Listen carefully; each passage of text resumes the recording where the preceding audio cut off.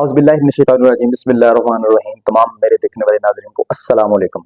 उम्मीद करता हूँ कि आप बड़े ही ज़बरदस्त होंगे और आपको पता है कि अभी अभी ईद गुजरी है। तो सबसे पहले तो आप सबको एक दफ़ा फिर ढेर ढेर ईद मुबारक। और मेरी दुआ है कि आप जहाँ भी रहें, जिधर भी रहें, हमेशा खुश रहें और आपके घर आबाद रहें। दोस्तों, अगर आपका तल्लक पाकिस्तान तहरीक इंसाफ से है, यानी कि आप पीटीआई को सपोर्ट करते हैं, तो ये वीडियो आपके लिए एक बड़ी इंफॉर्मेटिव और इसमें ऐसी ऐसी चीजें आपके साथ शेयर करूंगा जो कि यकीनन आपकी जिंदगी में से गुजरी होंगी या आपने उन चीजों को फील किया होगा। दोस्तों, आपको पता है कि आज से कुछ महीने या कुछ साल या एक साल पीछे चले जाएं तो पाकिस्तान में एक 9 मई का वाकया होता है।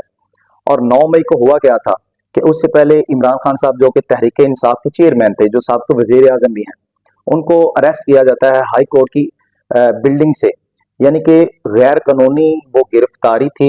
लोग ये बोलते हैं, बड़े बड़े जितने भी सीनियर कानूनदान हैं वो ये बोलते हैं कि हाई कोर्ट के अंदर से आप किसी को गिरफ्तार नहीं कर सकते। लेकिन दुनिया ने देखा कि खान साहब को अरेस्ट किया गया, शीशे तोड़कर गैर कानूनी तरीके से अरेस्ट किया गया।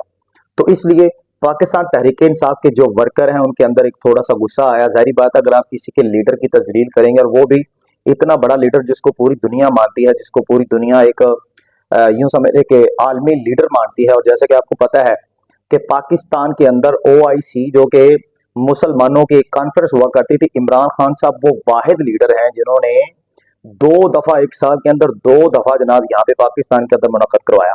तो ऐसे लीडर को अगर आप इतनी बेहुरमती के साथ, इतनी बदतमीजी के साथ अगर आप अरेस्ट करोगे तो यकीनन लोगों के अंदर गुस्सा तो थोड़ा बहुत आना था। और वो भी गुस्सा इस हद तक कि वो एक प्रोटेस्ट कर सके, एक वो कहते हैं कि पुरअमन तरीके से अपना एहतजाज रिकॉर्ड कर सकें।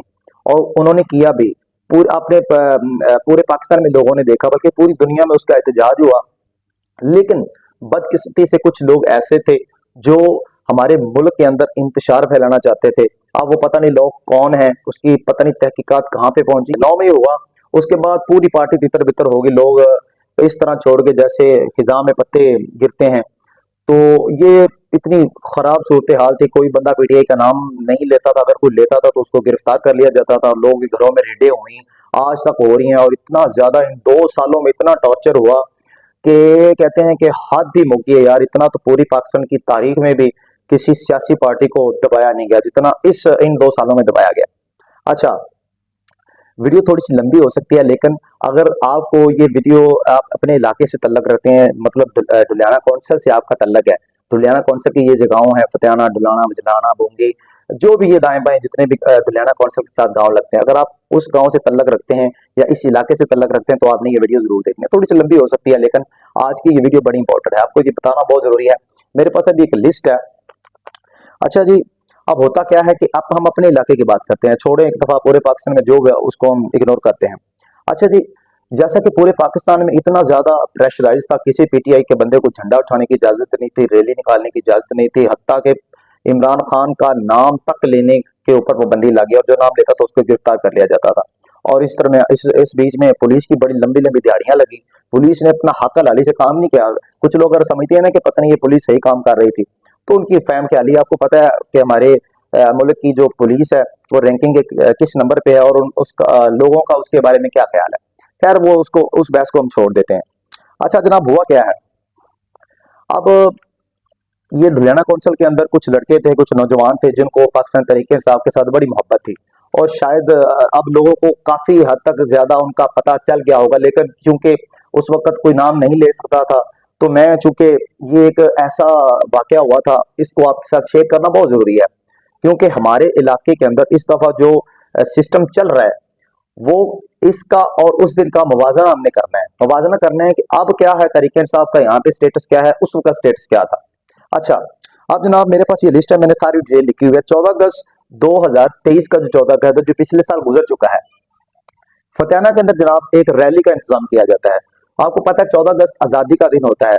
तो आजादी के दिन आपको पता है कि हम आजादी हर साल मनाते हैं। हम जनाब पाकिस्तान के कौमी तराने झूमते हैं, नाचते हैं और अपना सेलिब्रेशन मनाते हैं, क्योंकि हमारा ये एक आजादी का दिन था और इस दिन पाकिस्तान आजाद हुआ था, तो खुशी का दिन था। तो पाकिस्तान तहरीक इंसाफ के जो सपोर्टर्स थे उन्होंने अपने कायद को सपोर्ट करने के लिए, और चूंकि उस वक्त थोड़े से हालात भी बड़े सख्त थे, तो ये इजहार यकजहती के लिए उन्होंने इसको जनाब सेलिब्रेशन करना चाहा, साथ तहरीक इंसाफ का वो जो एक था सिस्टम, और साथ पाकिस्तान की आज़ादी भी 14 अगस्त के हवाले से। तो जनाब वो रैली निकलती है, सबसे पहले इस इलाके में फतेहाना के अंदर सबसे पहले उस रैली का इंतजाम किया जाता है। अब उस रैली में कौन कौन से जो चीदा चीदा मरकजी कारकुन थे उनका मैं नाम अगर ना बताऊं तो ये ज्यादती होगी। तो जनाब उसमें मोहम्मद रियाज ठेकेदार जो कि फतेहाना से तल्लक रखते हैं, जनाब गुलाम नबी एडवोकेट साहब वो वजलाना से तल्लक रखते हैं, आपको पता है। इम्तियाज नकवी साहब वो भी फतेहाना से तल्लक रखते हैं। उसके अलावा साजिद अली शबान है वो भी फतेहाना से तल्लक रखते हैं। डॉक्टर बिलाल अहमद है, मोहम्मद अवैस है जो कि खरल कलां से तल्लक रखते हैं। इसी तरह डॉक्टर अमजद है, मोहम्मद अनीफ है जुनिया मल्ला फतेहाना से। इसी तरह जनाब मौलवी शबान है। उसके अलावा झोंकदोड़ी से कुछ लड़के थे, डुलाना से कुछ लड़के, इसी तरह कौड़ी सयाल से कुछ लड़के आए थे। तो इन लोगों ने इकट्ठे होकर एक बड़ी प्यारी रैली का इंतजाम किया, और रैली इन्होंने सोचा ये था कि हम यहाँ से निकलेंगे और एक तो जश्न मनाएंगे पाकिस्तान की आज़ादी के साथ साथ अपने कायद के साथ इज़हार यकजहती भी कर लेंगे। तो हुआ क्या जनाब, फतेहाना से रैली निकलती है तो यहाँ से ही कुछ लोगों ने कॉलें करने शुरू कर दी पुलिस को कि भाई एक रैली निकल रही है 14 अगस्त के हवाले से। हालांकि ये भी तारीख में पहली दफा हुआ है कि कभी रैली पर इस तरह रेडें नहीं हुई, कभी रैली पर कोई प्रेशराइज नहीं। 14 अगस्त तो आज़ादी का दिन होता है, हर किसी को आज़ादी हासिल होती है।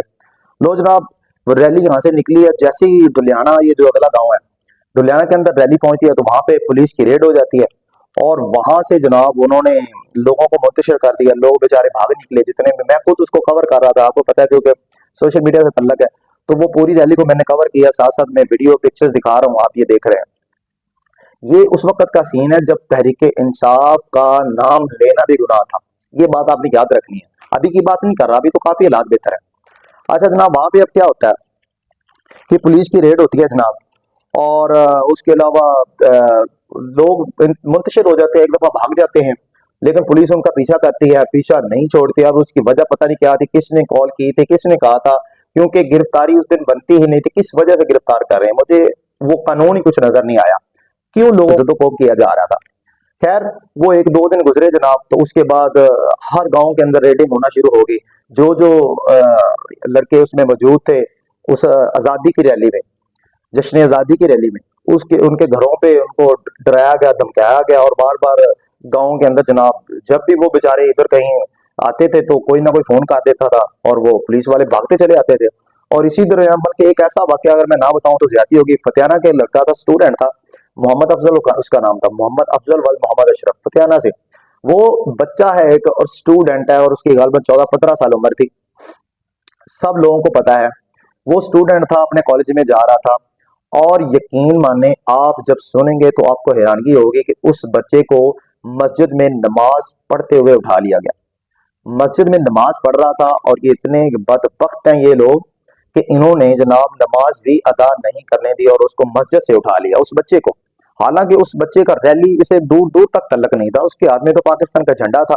अब पाकिस्तान का झंडा उठाना जुर्म बन गया है। लो जनाब उसको ले जाते हैं। तो यहाँ से जब उनके घर वाले और गांव के लोग गए कि भैया क्या बच्चे को उठा लाए, उन्होंने कोई बात नहीं सुनी जनाब, कोई उनको सुन नहीं रहे थे। पता नहीं क्या उनके ज़हन में चल रहा था, पता नहीं किसी ने शिकायत की थी, वल्लाह आलम, या क्या हुआ था हमें नहीं पता। लेकिन उस बेचारे को जनाब वो ले गए, मोहम्मद अफजल साहब को, बच्चा था जो, और उसको जनाब तकरीबन 1-1.5 महीना उसको उधर जेल में फेंक दिया गया बिला वजह, ना कोई किसी किस्म का गुनाह, ना कोई कानून की खिलाफवर्जी, क्यों लेके गए। अब उस बच्चे के जो इतने दिन जाया हुए हैं उसका कौन जिम्मेदार है, उसका 9 मई से क्या तल्लक है।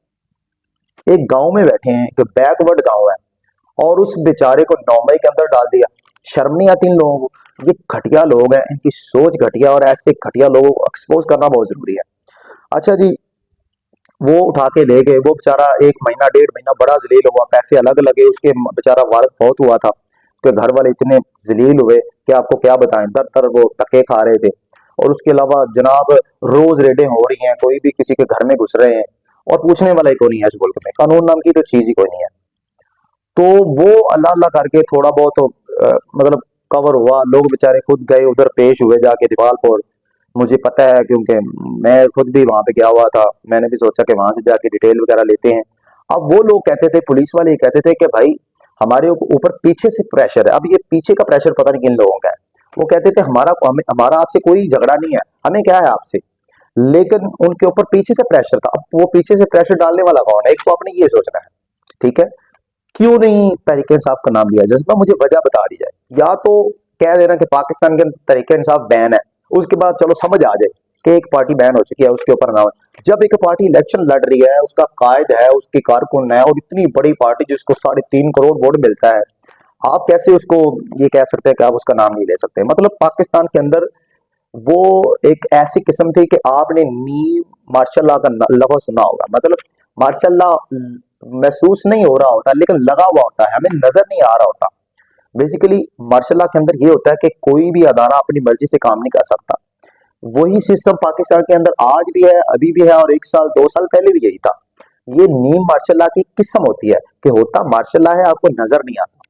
तो जनाब लोगों के कारोबार तबाह किए गए, इतनी ज्यादा रेटें हो गई। लेकिन अब मेन मुद्दे पे आते हैं कि वो जो तहरीक इंसाफ की रैली थी ना 14 अगस्त की, वो समझ लें कि एक हवा का झोंका था, ताजा हवा का झोंका था। और उसके बाद जनाब लोगों के अंदर वो थोड़ा सा खौफ था, वो दूर हुआ, और लोग थोड़ा थोड़ा नाम लेना शुरू हो गए। और उसके बाद देखते ही देखते हमने देखा कि पहले फतियाना ने ये कदम उठाया, उसके बाद ढलियाना, वजलाना, इसी तरह वो बुंगी राम सिंह, खरलकला, दाएं बाएं जितने भी गांव हैं, इवन पूरे ये जो रैली थी, ये पूरे जिला में इसको देखा गया और परखा गया। और वाकई जिला उकाड़ा के अंदर वो एक वाहिद ये फतियाना गांव था जहां से तहरीक इंसाफ की रैली निकाली गई। और ये एक बहुत अजीम मेरे ख्याल में काम था, क्योंकि जब आपको पता है घुटन का दौर होता है, जबर का दौर होता है, जुल्म का दौर होता है, और उसमें कलमा हक कहना, कलमा हक की आवाज कहना, ये किसी किसी का काम होता है। क्योंकि अगर आप जुल्म को देखते हुए भी चुप रहते हैं तो वो भी आप गुनाह कर रहे होते हैं। जब जुल्म हो रहा हो तो उसके खिलाफ बोलना, ये सबसे अच्छा काम होता है। अच्छा जी, अब ये हो गया। उस दरमियान में जनाब पुलिस की दिहाड़ियां भी लेगी, पुलिस ने रिश्वत ली और अपनी दिहाड़ियां लगाई। अच्छा जी, अब उसके बाद आहिस्ता आहिस्ता एक लावा बनता गया, लोग जमा होते गए।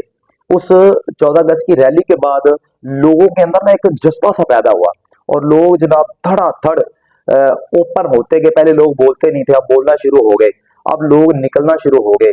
और बीच में तो आपको पता है कि तहरीक इंसाफ का झंडा उठाने की भी इजाजत नहीं थी, लेकिन लोगों ने आहिस्ता आहिस्ता झंडा उठाना शुरू कर दिया।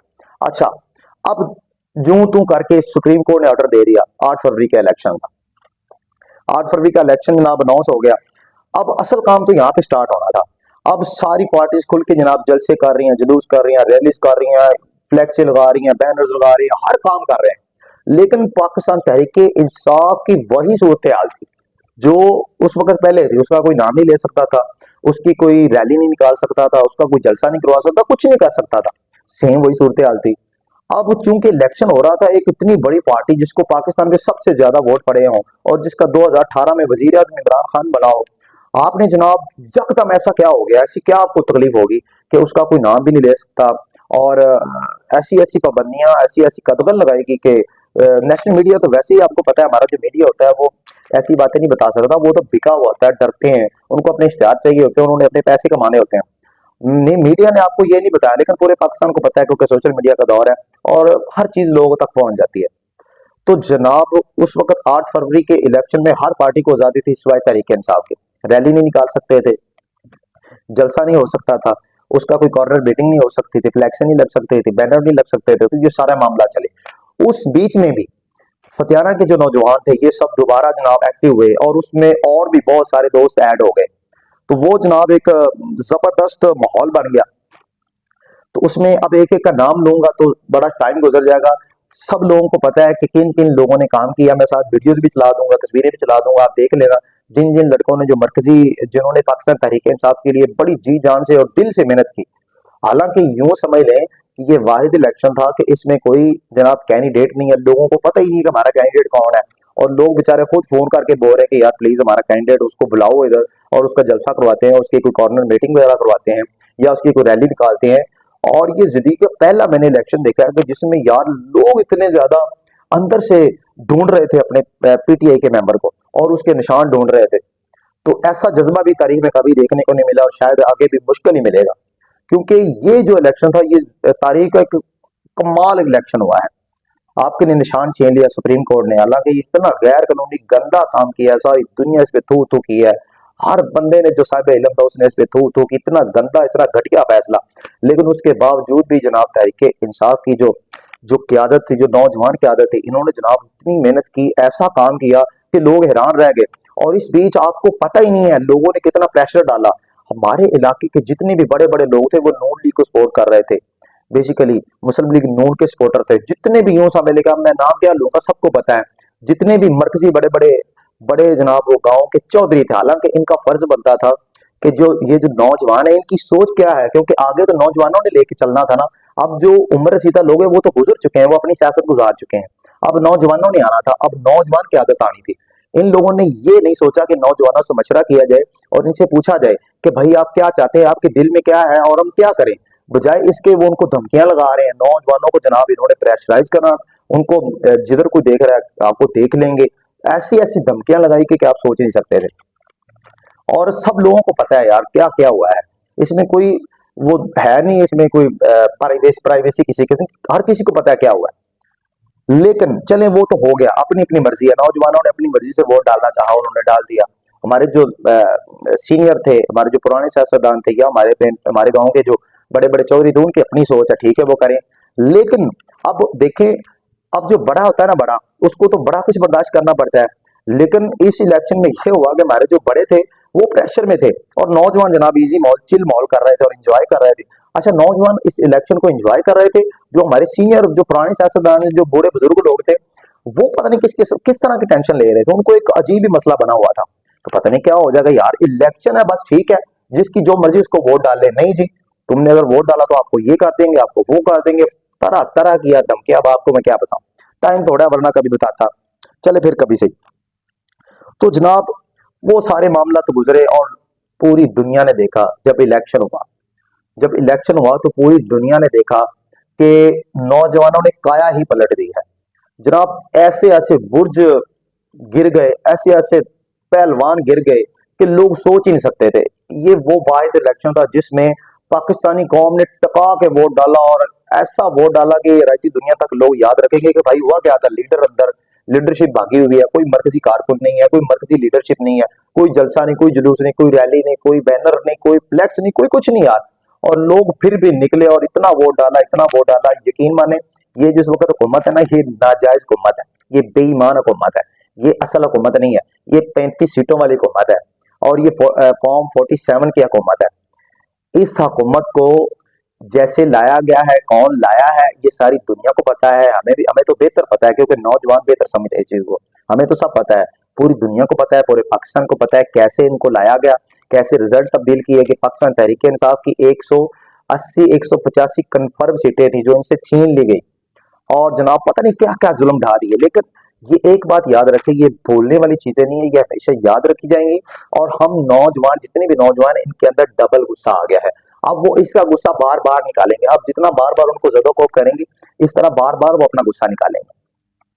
तो जनाब अब आज के हालात, आपको पता है आपकी वोट की ताकत सुना था कि बड़ी होती है, लेकिन वाकई यकीन आ गया आज के हालात बड़े जबरदस्त हैं। और जनाब आज के हालात में पीटीआई बहुत अच्छे मुकाम पे खड़ी है। अगर हम देखें कि एक सोई हुई पार्टी को जगाया गया और इसमें खासकर 14 अगस्त वाली जो रैली है जो फतेहाना से निकली है उसका बड़ा किरदार था। इसको सब मानना पड़ेगा क्योंकि वाकई हकीकत है, जब पूरे जनाब तहसील के अंदर, पूरे जिले के अंदर कोई तरीके इंसाफ का नाम लेने वाला नहीं था, उस वक्त फतेहाना के अंदर ये अजीम शान रैली निकाली थी जिसको पूरी दुनिया ने देखा। अच्छा जी, उसके बाद जनाब लोगों ने देखा, लोगों के अंदर से डर खौफ खत्म हुआ और लोग बोलना शुरू हुए आहिस्ता आहिस्ता। तो अब तो तरीके इंसाफ एक अच्छे मुकाम पे खड़ी है। अच्छा जी, ये सारी बातें थी पाकिस्तान तहरीक इंसाफ 2022 से पहले आज की मेरी जो वीडियो का अनुमान है, और पाकिस्तान तहरीक इंसाफ 2024 तक, यानी कि पहली वाली पीटीआई आज से 2 साल पहले वाले और आज 2 साल के बाद ये वाली पीटीआई, इसमें फर्क क्या है ये आपने अब देख लिया कि क्या फर्क है। अब कोई टेंशन नहीं है, कोई परेशानी नहीं है। अब इंशाल्लाह आने वाले इलेक्शन में लोग खुल के कैंपेन करेंगे। इस इलेक्शन में कुछ लोगों ने धमकियां लगाई, अब उन धमकियों की वजह से एक तो उनका वोट बैंक खराब हुआ, एक तो लोग उनसे बदजन हुए। जिन जिन लोगों ने धमकियां लगाई है ना, अब ये बात उनके लिए है। मेरे भाइयों, मेरे बुजुर्गों, आपने जितना ज्यादा जलील किया लोगों को, जितनी ज्यादा धमकियां लगाई है ना, यकीन माने लोगों के अंदर आपके खिलाफ नफरत बढ़ी है। लोग आपके मुंह पे कुछ नहीं कहते लेकिन आपकी पीठ पीछे आपकी बुराई करते हैं और आपको पता नहीं किन किन अलकाबा से नवाजते हैं। और इसकी वजह यह है कि आपने कदर नहीं की लोगों की, आपने लोगों के वोट की कदर नहीं की। अगर कदर करते तो प्यार से उनको डील करते, मोहब्बत से डील करते, लेकिन आपने धमकियां लगाई, आपने लोगों को ज़दोकोब किया, आपने लोगों को प्रेशराइज किया, आपने लोगों को ब्लैकमेल किया है। इस वजह से लोगों के दिल के अंदर आपके खिलाफ नफरत बढ़ गई है। और अगर ये सिलसिला इसी तरह चलता रहा तो आने वाले कुछ सालों में आपका कोई नाम लेने वाला नहीं होगा। तो अभी भी टाइम है, अपने नौजवानों से मोहब्बत करें, प्यार करें, जो वो चाहते हैं उसको सुने, कम से कम सुने से। आप तो सुनना भी पसंद नहीं करते, आप बोलते हैं कि ये होते कौन है, जैसे हमने कह दिया। क्यों भाई, आपने जो कह दिया आपकी मर्जी है, या आपने इन लोगों को खरीदा हुआ है, या आप इस पूरे इलाके के क्या है, आप बाप है, मामे हैं, क्या है? हर बंदे का राइट है, एक आजाद मुल्क है। या तो आप बोलें कि आप आजाद नहीं है, तो हर बंदे की अपनी मर्जी होती है। मैं आपकी मर्जी पे या ये नौजवान आपकी मर्जी पे तब चलेंगे जब आप प्यार से इनको डील करोगे। अगर आप धमकियां लगाओगे तो यकीन माने आज की ये जो यूथ है ये बड़ी पागल सी है। ये आप जितना उसको प्रेशराइज करेंगे उसके बाद डबल वो रिएक्ट करेंगे। ठीक है, तो एक तो जनाब ये वीडियो थी। अच्छा, आज की मेरी जो खास टॉपिक है ना उस पर आते हैं। अब आपको पता है कि बल्दियाती इलेक्शन इंशाल्लाह आ जाएंगे, जल्दी आ जाएंगे, या हो सकता है कि पूरे मुल्क के इलेक्शन आ जाए। इलेक्शन तो होने ही होने हैं, ये तो कन्फर्म है। अच्छा, मैंने 2-3 सवाल नोट किए हैं कि एक तो आपने ये बताना है कि सबसे पहले इस इलाके में अगर तहरीके इंसाफ की टिकट किसी को मिलती है चेयरमैन के लिए या नैब चेयरमैन के लिए, तो वो किस गांव का बंदा होना चाहिए? ये बड़ा वैलिड क्वेश्चन है, बड़ा बेहतरीन क्वेश्चन है, और आपने इस पे सोचना भी है। और मुझे प्लीज प्लीज प्लीज मेरे नीचे जो कमेंट सेक्शन है ना, जहां पे कमेंट करते हैं, आपने जरूर बताना है।